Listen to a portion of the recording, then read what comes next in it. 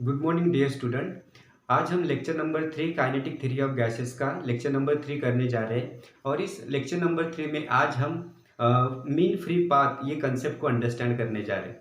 तो आइए इसके बारे में थोड़ा डिटेल अंडरस्टैंडिंग करते हैं। तो टॉपिक का नेम है मीन फ्री पाथ। तो मीन फ्री पाथ क्या होता है? तो सबसे पहले हमने प्रीवियस क्लास में डिफरेंस बिटवीन आइडियल गैस और रियल गैस को अंडरस्टैंड किया।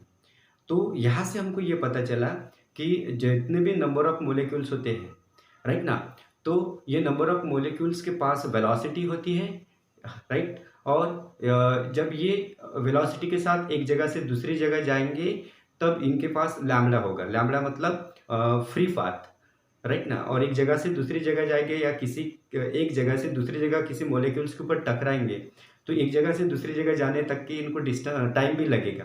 मतलब इनके पास लैम्डा होता है, टाइम भी होता है, वेलोसिटी भी होती है।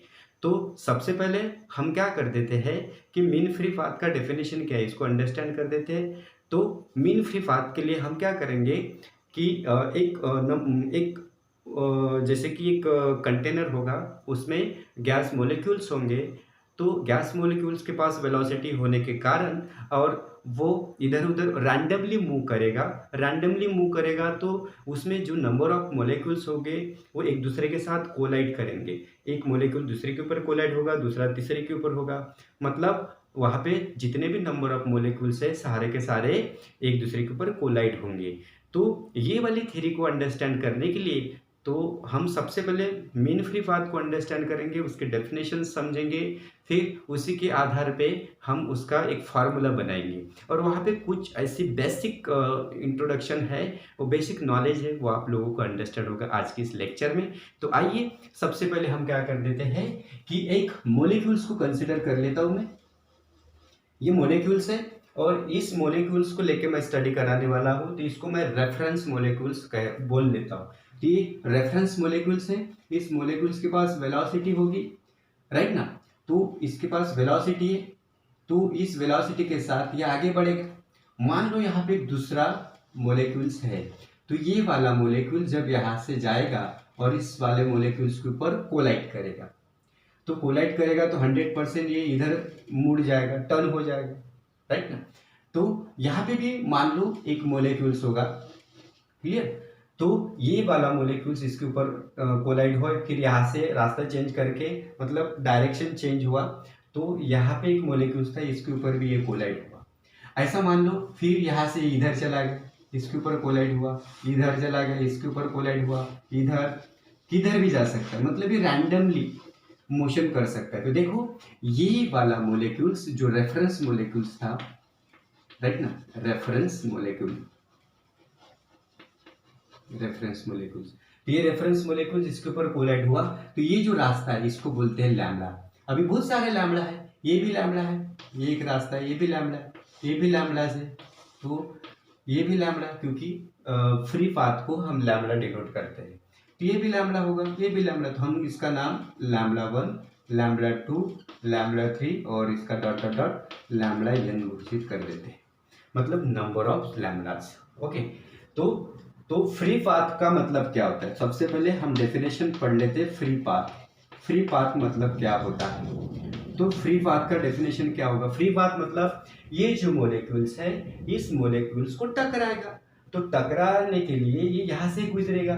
जब यहाँ से यहाँ तक जाएगा तो ये जो डिस्टेंस है, ये जो डिस्टेंस है इसको बोलते हैं फ्री पाथ, क्योंकि टकराने से पहले और टकराने से पहले देखो ये जो रास्ता है इस रास्ते को क्या बोलते हैं? Free path. इसको लैम्डा से डिनोट करते हैं। तो इसका डेफिनेशन हम क्या लिखेंगे?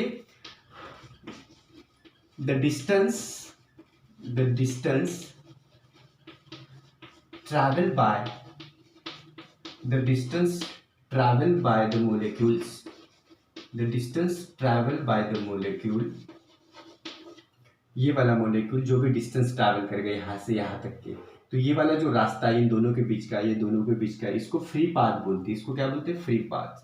तो किसी एक को अंडरस्टैंड कीजिए, the distance travel by the molecules, okay, between the between two successive collision. मतलब ये कोलिजन होने के पहले जो जो रास्ता है उसको क्या बोलते हैं, ये कोलिजन के बीच में जो रास्ता होता है उसको बोलते हैं फ्री पाथ। इसलिए मैंने डेफिनेशन में देखो कैसे लिखा, the distance travel by the molecules between two successive collision is called, इसको क्या बोलते हैं, इज कॉल्ड फ्री पाथ। इसको क्या बोलते हैं, फ्री पाथ। और ये पहला पॉइंट था। दूसरा, इट इज डिनोटेड बाय, इसको डिनोट करना पड़ेगा, it is denoted by. Free path को हम किससे डिनोट करते हैं, it is denoted by lambda, हम लैम्डा का यूज करते हैं। क्लियर। और तीसरा पॉइंट क्या होगा, इट इज यूनिट या यूनिट ऑफ लैम्डा, मतलब free path. Unit of lambda किस में होगा, एक तो मीटर और ऑफ क्या ले सकते हैं, एंगस्ट्रॉम, मीटर और एंगस्ट्रॉम ले सकते हैं, राइट। तो ये है फ्री पाथ। फ्री पाथ मतलब the distance travel by the molecule, जब भी ये मोलिक्यूल्स दूसरे मोलिक्यूल्स के ऊपर टकराएगा, कोलाइड करेगा, तो जहाँ पे था और कोलाइड किया, तो ये होने के पहले जो डिस्टेंस है उसको क्या बोलते हैं, फ्री पाथ। मतलब उस टाइम वो थोड़ा रिलैक्स होता है, मतलब एक के ऊपर टकरा गया, फिर ये दूसरे के ऊपर टकराएगा, दूसरे के ऊपर टकराएगा, मतलब यहाँ से टकराने के बाद दूसरे के ऊपर टकराएगा। जब दूसरे मोलिक्यूल्स के ऊपर टकराएगा तो उसको रास्ते में फ्री महसूस होगा, तो हम उसको क्या बोलते हैं, फ्री पाथ। ओके, तो ये फ्री पाथ की डेफिनेशन थी। और फ्री पाथ किससे डिनोट करते हैं, लैम्डा से, और इसका यूनिट क्या होता है, मीटर और एंगस्ट्रॉम। तो मीन फ्री पाथ की डेफिनेशन क्या होगी, तो दूसरा पॉइंट हमारा मीन फ्री पाथ किसको बोलेंगे, मीन फ्री पाथ। डेफिनेशन यहां से बनेगी, मतलब ये मीन फ्री पाथ है, ये भी मीन फ्री पाथ है, ये सारे लैम्डा, मतलब लैम्डा 1 लैम्डा 2, ये लैम्डा 3 है, राइट ना, इसको लैम्डा 3 बना देता हूँ, lambda 4 dot dot dot lambda ये, राइट ना। तो ये लैम्डा 1 लैम्डा 2 लैम्डा 3 लैम्डा 4, ये क्या है, फ्री पाथ है। लेकिन इसका हमको क्या करना पड़ेगा, एवरेज लेना पड़ेगा, और एवरेज लेना मतलब मीन होता है। मीन किसका ले रहे, लैम्डास का ले रहे, फ्री पाथ का। तो इस टॉपिक का नाम क्या बन गया, मीन फ्री पाथ। मतलब डेफिनेशन क्या बनेगी, द एवरेज डिस्टेंस, देखो इसके सामने सिर्फ एवरेज लगाना, average distance travel by the molecules between two successive collision is called mean free path. तो यहाँ पे हम लिखेंगे, मतलब the average is definition, the average distance travel by the molecules, the average distance travel by the molecules, okay, between two successive collision,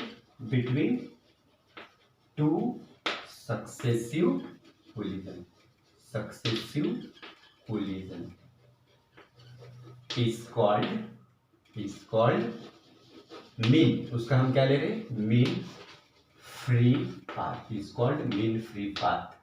okay, और इसको हम lambda mean भी लिख सकते हैं, या सिंपली लैम्डा भी लिख सकते हैं अपना, या इसको मैं ऐसा कर देता हूँ लैम्डा। ओके, लैम्डा मीन भी लिख सकते हैं, लैम्डा भी लिख सकते हैं। तो ये क्या करेगा, lambda 1 plus lambda 2 plus lambda 3 dot dot dot dot lambda n divided by n, where lambda 1 comma lambda 2 comma lambda 3 up to lambda n are the free paths, इसको क्या बोलते हैं, फ्री पाथ्स बोलते हैं। एंड जो n है उसको क्या बोलते हैं, एंड n को बोलते हैं नंबर ऑफ कोलिजन, इसको बोलते हैं नंबर ऑफ कोलिजन। तो आगे बढ़े, तो ये आप लिख लीजिए, हम आगे बढ़ते हैं। लेकिन ये वाला फार्मूला जनरल फार्मूला, लेकिन हम सब यहाँ से यूज करके एक नया फार्मूला बनाना है, और वो फार्मूला बहुत इंपॉर्टेंट, ये फार्मूला सिर्फ हमने यहाँ से समझा हुआ है मीन फ्री पाथ का, लेकिन जो बुक्स में एनसीईआरटी के बुक्स में जो फार्मूला दिया जाता है मीन फ्री पाथ का, उसको हमको डिराइव करना है, उसके बारे में हमको डिटेल अंडरस्टैंड करना है, क्योंकि उसी का यूज़ करके बहुत सारे न्यूमेरिकल्स को सॉल्व करना हमको पड़ता है। तो आइए हम इसका जो मेन फार्मूला है उसको डिराइव करते हैं, राइट ना। तो ये फ्री पाथ है और मीन फ्री पाथ है। अभी हम मीन फ्री पाथ को मतलब अच्छे से अंडरस्टैंड करना चाहते हैं। इसका जो मेन फार्मूला जो बनाया हुआ है तो उसको हम किस प्रकार वो बना हुआ है उसको हम अंडरस्टैंड कर देते हैं। ओके,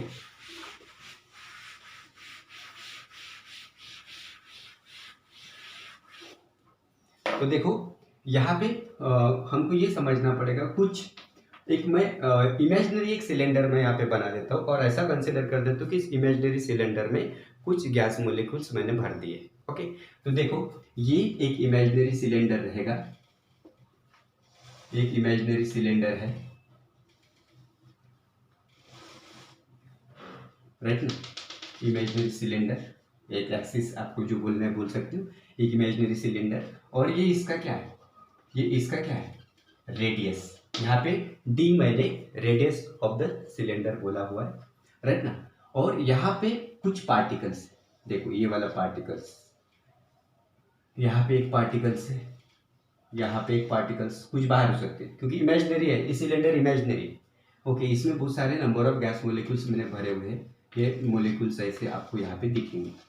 तो मान लो यहाँ पे कुछ अजम्पशन आप लोगों को समझना पड़ेगा, कुछ अज्यूम करना पड़ेगा, कुछ फार्मूला बनाना है या किसी को डिराइव करना है तो आपको कुछ अजम्पशन की ज़रूरी पड़ती है। तो यहाँ पे मैंने कुछ अजम्पशन किया है। अजम्पशन मेरा मतलब यहाँ पे कुछ चीज़ें मैंने कंसिडर किया है। तो ये अजम्पशन मेरा क्या होगा, देखो मैंने यहाँ पे बोल लिया कि इसका एक फार्मूला बनाने के लिए किसी एक मोलिक्यूल्स को हमको क्या करना पड़ेगा, रेफरेंस समझना पड़ेगा। और मान लो मैंने इसको रेफरेंस कंसिडर कर दिया है और ये जो मोलिक्यूल्स है ये इसका मास होगा, इसका मास होगा, इसका डायमीटर होगा।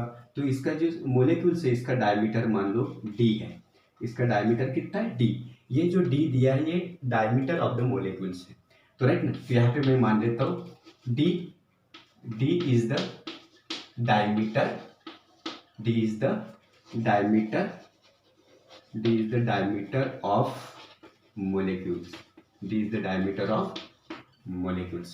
अब ये क्या करेगा, ये जो मोलिक्यूल्स, राइट ना, ये वेलोसिटी के साथ आगे बढ़ेगा, और जब ये वेलोसिटी के साथ आगे बढ़ेगा तो हमको वेलोसिटी कौन सी लेना पड़ेगा, एवरेज वेलोसिटी, क्योंकि बहुत सारे नंबर ऑफ मोलिक्यूल्स उसके रास्ते में होंगे तो उसके ऊपर टकराएगा v1, फिर वो दूसरे के ऊपर टकराएगा v2।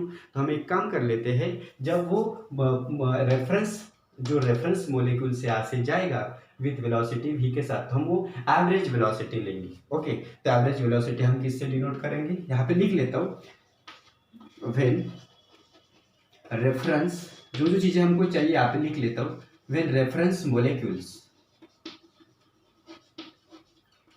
is moving from one points to another, clear, यहाँ से यहाँ तक जाएगा, वन पॉइंट्स टू अनदर मतलब इस पॉइंट से लेके यहाँ तक जाएगा। ओके, इन द सिलेंडर ऐसा भी लिख सकते हैं, reference molecules is moving from one points to another in the cylinder, then average velocity, हमको क्या लेना पड़ेगा, देन एवरेज वेलोसिटी।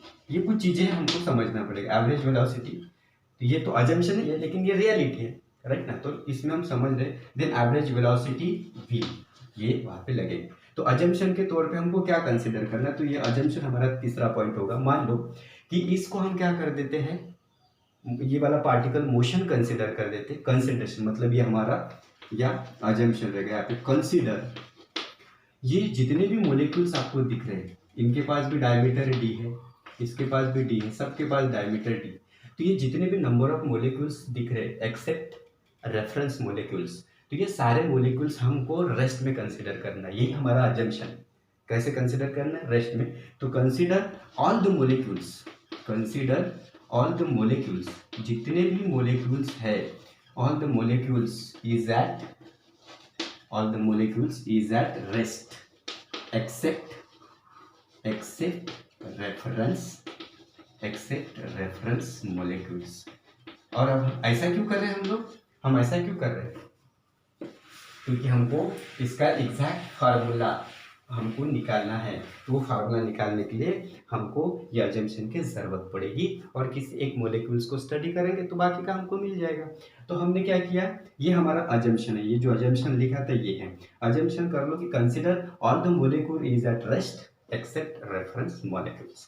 तो ओके, तो हमको क्या मिलेगा यहाँ पे, देखो यहाँ पे अभी ये जो मोलिक्यूल्स आगे ट्रैवल करेगा, एक इंपॉर्टेंट चीज़ यहाँ पे आप लोगों को अंडरस्टैंड करनी है कि जब एक कंटेनर मतलब सिलेंडर में नंबर ऑफ मोलिक्यूल्स है, तो नंबर ऑफ मोलिक्यूल्स है और एक मोलिक्यूल्स को आपने क्या मान लिया है, मोशन में, और जितने भी all the molecules are is at rest motion, rest में आपने माना है। जब ये मोलिक्यूल्स आगे जाएगा तो ये किस मोलिक्यूल्स के ऊपर टकराएगा, मतलब इसका किसके साथ कोलिजन होगा।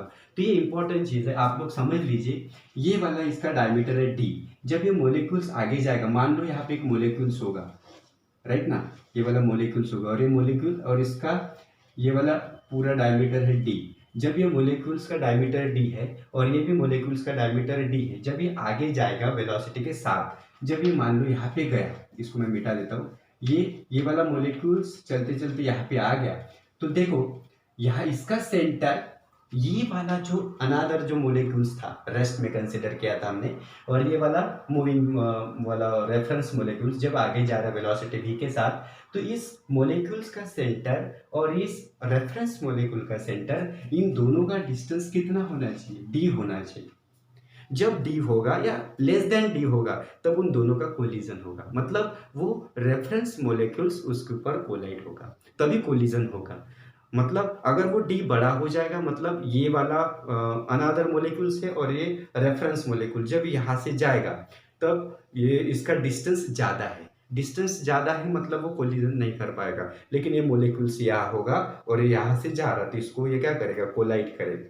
मतलब इसका इन दोनों के सेंटर का डिस्टेंस कितना होना चाहिए, d होना चाहिए, तब जाके वो क्या होगा, कोलाइड होगा। मतलब इस सिलेंडर में, मतलब जो रेफरेंस मोलिक्यूल से किसके ऊपर कोलाइड होगा, जिसका मतलब दोनों का मोलिक्यूल्स का जो सेंटर का डिस्टेंस है वो कितना होगा, d या लेस देन d। तो वो हम यहाँ पे एक पॉइंट वहाँ पे लिख लेते हैं, मतलब वो पॉइंट हम यहाँ पे लिखेंगे कि द डिस्टेंस, मतलब all the molecules the collision will occurs, यहाँ पे लिख लेता हूँ, the collision किस में होगा, the collision will occurs of the distance if the distance, the collision will occurs if the distance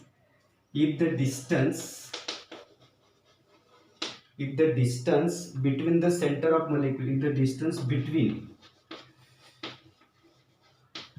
the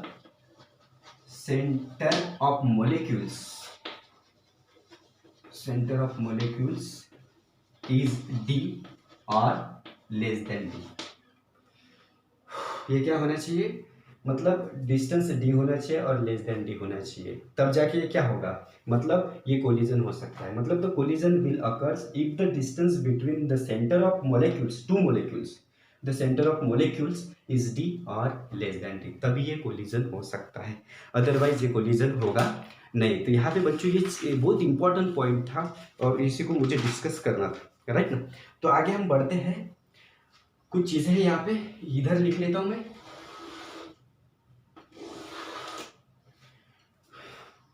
तो यहाँ पे जो फिफ्थ पॉइंट है यहाँ पे लिख देता हूँ, वी नो दैट हमको और कौन सी चीज़ पता है, we know that the area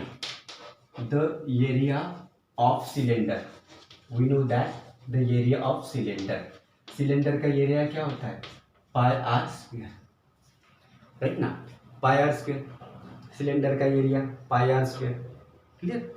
तो पाई आर स्क्वायर है, तो यहाँ पे तो हमने r इक्वल्स टू क्या समझ लिया, d, तो यहाँ पे हमारा r इक्वल्स टू क्या है, d, मतलब d is the radius of cylinder. तो ये फार्मूला क्या बनेगा, पाई डी स्क्वायर, ये क्या बनेगा, पाई डी स्क्वायर, मतलब ये क्या है, एरिया ऑफ सिलेंडर, और एंड वॉल्यूम ऑफ सिलेंडर क्या बनेगा, and volume of cylinder, volume of cylinder क्या बनेगा, ये बनेगा पाई डी स्क्वेयर एच, ये आर स्क्वेयर है बच्चों, यहाँ पे ध्यान में रखना, आर इक्वल्स टू डी, मतलब पाई आर स्क्वेयर एच ये होता है। तो हमको ये एच अंडरस्टैंड करना है, एच मतलब ये हाइट, एच मतलब क्या बनेगा, ये हाइट होगी, ये इसकी हाइट। अब ये हाइट हमको निकालना है, कितनी होगी, तो यहाँ पे हमारा टारगेट क्या है, हाइट क्या है, क्वेश्चन हमारा हाइट, हमको हाइट निकालनी है। तो हम क्या कर देते हैं, देखो ये पार्टिकल है, मतलब इस पार्टिकल के लिए हम ये बात करते हैं, व्हेन दिस रेफरेंस पार्टिकल, ये कौन सा पार्टिकल है, रेफरेंस पार्टिकल, जब इस रेफरेंस पार्टिकल कुछ वेलोसिटी के साथ यहाँ से यहाँ पे जाएगा, मतलब इसको लगेगा टाइम, टाइम भी लगेगा, इसके पास एवरेज वेलोसिटी भी है, और ये उसका क्या रहेगा, डिस्टेंस, ये क्या रहेगा, डिस्टेंस। तो मान लो ये वाले पार्टिकल्स ने मतलब डिस्टेंस कितना कवर कर लिया, ये डिस्टेंस है, डिस्टेंस मतलब एच, हाइट, हम यहाँ पे हाइट कंसिडर करेंगे। तो हाइट, डिस्टेंस का फार्मूला क्या होता है, वेलोसिटी इनटू डेल्टी, राइट ना। ये पार्टिकल जब यहाँ से यहाँ तक जाएगा तो उसके पास डिस्टेंस कितना होगा, तो ये वेलोसिटी इनटू टाइम होगा। तो यहाँ पे h की वैल्यू क्या आ जाएगी, तो यहाँ पे हमको क्या मिलेगा, h is equals to expectation v, ये क्या बनेगा, डेल टी। तो ये क्या बनेगा, वो द रेफरेंस, मतलब ये रेफरेंस वॉल्यूम ऑफ द, यहाँ पे हम ऐसा लिखेंगे,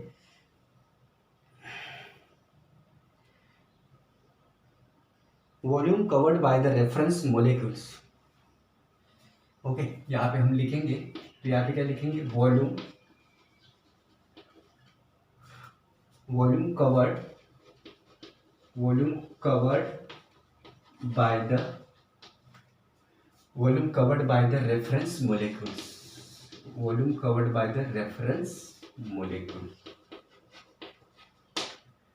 volume covered by the reference molecules in time का रिलेशन रहेगा, क्योंकि टाइम लगेगा, volumes, the volumes covered by the reference molecules in time T, in time T मतलब डेल टी इक्वल्स टू क्या बनेगा, कौन सा वॉल्यूम है, ये वाला, तो ये क्या बनेगा, देखो ये पाई डी स्क्वेयर, एच की वैल्यू क्या है, एवरेज वेलोसिटी इनटू डेल्टा, ये वाला होगा, राइट ना। देखो बच्चों, यहाँ पे ध्यान देने वाली चीज़ है, we know that the area of a cylinder pi r square, और आर मतलब डी, तो ये पाई डी स्क्वेयर हो गया, and volume of the cylinder pi d square मतलब pi r square, h d, r मतलब डी, एच मतलब क्या हुआ, हाइट, तो हाइट मतलब ये डिस्टेंस, तो डिस्टेंस, पार्टिकल का डिस्टेंस क्या होता है, वेलोसिटी इनटू टाइम, तो देखो वेलोसिटी इनटू टाइम, तो volume of the covered by the volume covered by the reference molecules in delta t time equals to क्या बनेगा, pi d square velocity into delta t, तो ये मिलेगा। तो अभी हमको क्या करना है, आगे बढ़ते हैं, ये हमारा कौन सा पॉइंट हो गया, फिफ्थ, ये सिक्स पॉइंट, सॉरी सिक्स, अभी ये 7 पॉइंट हमको यहाँ पे कंसिडर करना है। तो 7 पॉइंट क्या होगा, जब ये वाला जो मोलिक्यूल्स है, रेफरेंस मोलिक्यूल, जब ये यहाँ से जाएगा, मानते हो, जब ये यहाँ से जाएगा तो रास्ते में उसको नंबर ऑफ मोलिक्यूल्स मिलेंगे, और वो हर एक नंबर ऑफ मोलिक्यूल्स के साथ कोलाइड होगा। मैं क्या बोल रहा हूँ, पहले समझ लो कि अभी हमको क्या निकालना है, कि ये जो रेफरेंस मोलिक्यूल्स है ये है फ्री, बाकी की हमने क्या कंसिडर कर लिया, रेस्ट। जब ये वाला मोलिक्यूल्स आगे जाएगा वेलोसिटी के साथ, है ना, तो ये क्या, और इसको टाइम भी लगेगा, इन टाइम टी में ये आगे जाएगा, तो रास्ते में इसको नंबर ऑफ मोलिक्यूल्स मिलेंगे, और हर एक नंबर ऑफ मोलिक्यूल्स के साथ ये क्या होगा, और कहाँ किसके साथ कोलाइड होगा मैंने आपको बता दिया, जिसका मतलब सेंटर का डिस्टेंस डी होना चाहिए, लेस देन डी होगा, ये उसके साथ क्या होगा, कोलाइड होगा, फिर और दूसरे का कंडीशन सेटिस्फाई होगी तो वहाँ पे कोलाइड होगा, ऐसे नंबर ऑफ कोलिजन वहाँ पे होंगे। तो नंबर ऑफ कोलिजन्स के लिए हम एन, कैपिटल एन डिनोट करते हैं, ओके। लेकिन ये नंबर ऑफ कोलिजन्स कहाँ पे हो रहे हैं, वॉल्यूम में हो रहे हैं, ये कहाँ पे हो रहे हैं, वॉल्यूम में। तो हम इसको ऐसी लैंग्वेज में बोलना चाहते हैं, नंबर ऑफ कोलिजन पर वॉल्यूम, पर यूनिट वॉल्यूम भी बोल सकते हैं, number of collision per unit volume. तो ये वहाँ पे हम ऐसा बोल सकते हैं। तो number of collision per unit volume को बोलते हैं नंबर डेंसिटी, हम उसको क्या बोलते हैं, नंबर डेंसिटी। तो हम ये वाला जो फार्मूला है, इसको हम किससे मल्टीप्लाई करेंगे, नंबर डेंसिटी के लिए। नंबर डेंसिटी के लिए हम इसको कोलाइट मतलब करें मल्टीप्लाई करेंगे, तो इसका मतलब क्या बनेगा, ये किसके लिए फार्मूला है, volume covered by the reference molecules in time T. जब ये वाला रेफरेंस मोलिक्यूल्स यहाँ से आगे जा रहा, ये वॉल्यूम के लिए बोल रहा था, लेकिन वॉल्यूम के अंदर में नंबर ऑफ कोलिजन्स होंगे, और number of collisions per unit volume होगा तो नंबर डेंसिटी आएगी। तो हम यहाँ पे किससे मल्टीप्लाई करेंगे, नंबर डेंसिटी से। तो यहाँ पे हमको क्या मिलेगा, द नंबर ऑफ कोलिजन। अभी हम क्या लिखने जा रहे हैं, the collision, the collision, the collision of reference, the collisions of reference molecules, the collision of reference molecules, the collision of reference molecules in time del t equals to क्या बनेगा, collision बोला तो नंबर ऑफ मतलब number density आएगी, तो इसको हम किससे मल्टीप्लाई कर देते हैं, n से। n मतलब नंबर डेंसिटी, तो ये क्या बनेगा, n पाई डी स्क्वायर वेलोसिटी इनटू डेल्टी, ये बनेगा। देखो n मतलब वेयर, यहाँ पे मैं लिख देता हूँ वेयर, n मतलब क्या बनेगा, कैपिटल N अपॉन v। कभी कभी n की जगह रो का भी इस्तेमाल कर सकते हैं आप, n अपॉन क्या बनेगा v, और इस n को बोलते हैं नंबर डेंसिटी, इसको बोलते हैं नंबर डेंसिटी। ये है नंबर ऑफ कोलिजन, ये क्या होता है, volume of the cylinder. Okay, ये सारी चीज़ें यहाँ पे है, ये इंपॉर्टेंट चीज़ें बच्चों, ये अंडरस्टैंड करने वाली, ये बहुत बेसिक चीज़ें मैं आप लोगों को बता दे रहा हूँ। ओके, आप लोगों ने पॉइंट्स लिखे होंगे तो इसको मैं रफ कर देता हूँ ताकि और थोड़ा सा पोर्शन यहाँ पे बचा हो। ओके, तो आगे बढ़ते बच्चों, तो आगे क्या होगा, तो अभी the collision of the reference molecules in time dt आपको ये मिला। तो अभी मैं क्या कर लेता हूँ, देखो एक यहाँ पे आप एक चीज़ मैं आप लोगों को कंसिडरेशन में बता देता हूँ। अगर मेरे पास 1 सेकेंड टाइम है और यहाँ पे 10 कोलिजन हुए, 1 सेकेंड में 10 कोलिजन, क्योंकि मैं मोलिक्यूल्स बोल लेता हूँ तो यहाँ पे बहुत इतनी स्पीड होती है कि फटाफट वहाँ पे नंबर ऑफ कोलिजन्स हो जाते हैं। तो मान लो 1 सेकेंड में 10 कोलिजन हुए हैं, तो 1 कोलिजन क्या हुआ, 1 कोलिजन मतलब 1 second upon 10 collision equals to क्या बनेगा, 1 कोलिजन, मतलब 1/10 बनेगा, क्या बनेगा, 1/10। तो ऐसा यहाँ पे बनेगा, तो यहाँ इसका ही यूज करके मैं वो लिखने जा रहा हूँ, ये सिर्फ समझाने के लिए था। 1 सेकेंड इक्वल्स टू मान लो 10 कोलिजन है, तो 1 कोलिजन के लिए क्या बनेगा, 1/10 बनेगा, 1/10। तो इसी प्रकार यहाँ पे क्या लिख देते हो, the collision of reference molecules in unit of time, मैं ऐसा लिखना चाहता हूँ। तो 7वां पॉइंट 8वां पॉइंट हमारा ये रहेगा, द कोलिजन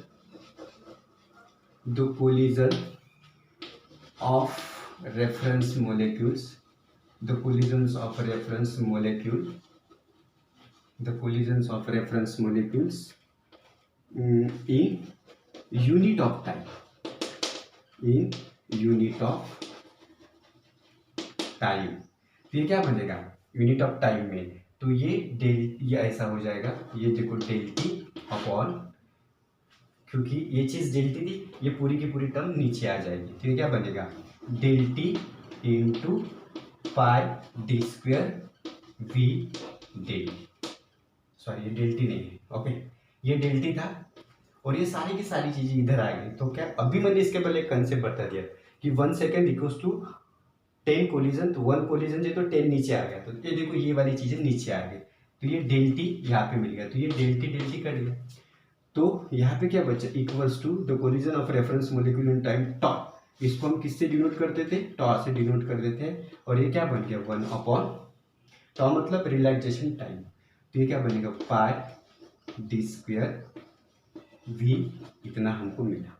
ये टॉ का फार्मूला यहाँ से हमको मिला, टॉ मतलब वेयर, यहाँ पे लिख देता हूँ where, tau is called relaxation time, relaxation time मतलब एक कोलिजन मतलब एक पार्टिकल, जैसे कि मैंने बताया था ये वाला एक मोलिक्यूल्स है और ये दूसरा मोलिक्यूल्स है, तो ये जब मोलिक्यूल इसके ऊपर टकराएगा तो ये जो टाइम लगेगा, ये टाइम कितना, 1 upon pi d square average, expect मतलब एवरेज वेलोसिटी, इतना टाइम लगता है, इसको रिलैक्सेशन टाइम बोलते हैं, मतलब इतना समय मिलता है उसको रिलैक्स करने के लिए। तो ओके, आगे बढ़ते हैं। अभी हम क्या करते हैं, 9वां पॉइंट क्या होगा। अभी हमको पता है कि जब ये वाला पार्टिकल यहाँ से यहाँ जाएगा तो इसके पास लैम्बडा होगा, राइट ना। तो लैम्बडा को हम क्या बोलते हैं, free path, the mean free path का मतलब ये बनेगा लैम्बडा। यहाँ से मैं लैम्बडा इक्वल्स टू यहाँ पे लिख देता हूँ velocity into del T.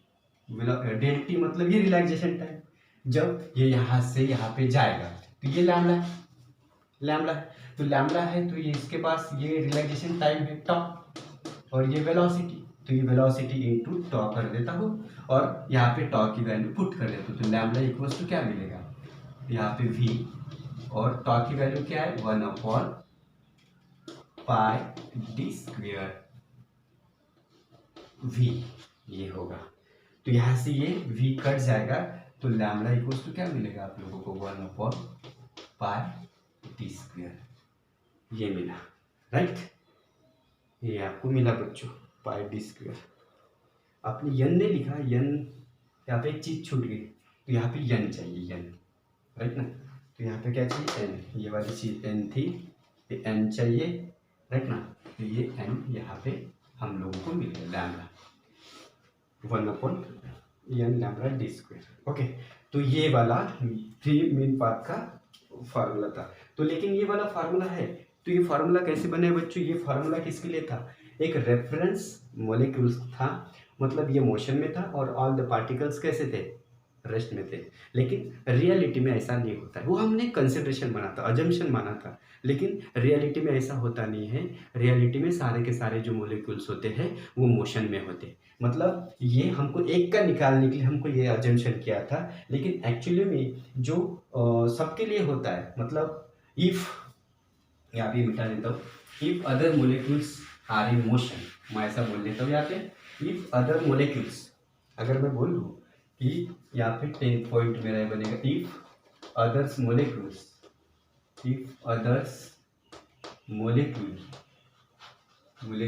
Are in motion, तब ये फार्मूला क्या बन जाएगा, तो यहाँ पे लैम्बडा इक्वल्स टू क्या बनेगा 1/, ये क्या है यहाँ पे √2, ये √2 ये टर्म्स आएगी, ये कांस्टेंट होती है। मैक्सवेल ने ये बताया था कि जब ये मतलब लैम्बडा ये एक पार्टिकल्स के लिए, लेकिन बहुत सारे जो नंबर ऑफ मोलिक्यूल्स, मतलब अदर मोलिक्यूल्स भी जब मोशन में रहेंगे तो ये फार्मूला बन जाएगा √2n π और ये वाला d²।